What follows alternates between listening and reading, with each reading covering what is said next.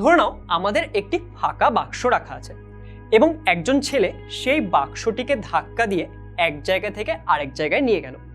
এই ক্ষেত্রে আমরা কি বলবো? এই ক্ষেত্রে আমাদের যে ছেলেটি ছিল সে কিছু পরিমাণ কার্য করলো। এবার আমাদের যে বাক্সটি সেটা তো আগে খালি ছিল, এবার ধরে নাও এই বাক্সটির মধ্যে আমরা অনেক কিছু ভরে দিলাম, যার ফলে বাক্সটি অনেক ভারী হয়ে গেল। এবার সেই যে ছেলেটি ছিল সে কি করলো? সে এই বাক্সটির উপর ধাক্কা তো দিল, অর্থাৎ সে বল তো প্রয়োগ করলো, কিন্তু বাক্সটিকে সে আর এক জায়গা থেকে অন্য জায়গায় নিয়ে যেতে পারলো না।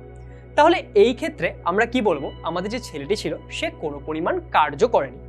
তাহলে এই যে কার্য, সেই বিষয়টি কি হয় দেখো, আমরা যখন কোনো একটি বস্তুর উপর বল প্রয়োগ করছি, সেই বল প্রয়োগের ফলে বস্তুটির কি হতে পারে?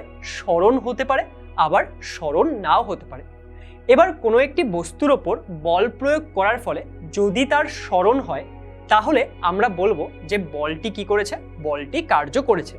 আর যদি বস্তুটি সরণ না হয়, তাহলে আমরা বলবো বলটি কার্য করেনি। সম্পূর্ণ ভিডিও দেখতে ডাউনলোড করো আচার্য